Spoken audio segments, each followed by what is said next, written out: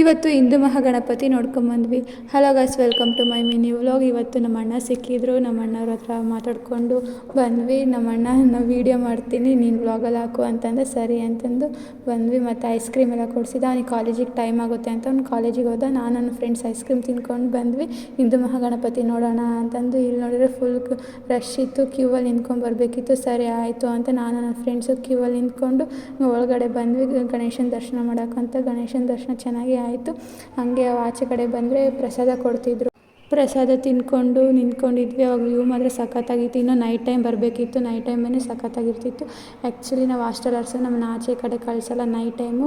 But ಲೈಟಿಂಗ್ಸಿಗೆಲ್ಲ ಇನ್ನು night time ಆದ್ರೇ ಚೆನ್ನಾಗಿ ಏನು ಮಾಡೋಕ್ಕಾಗಲ್ಲ ಅಂತ ಬಂದ್ವಿ.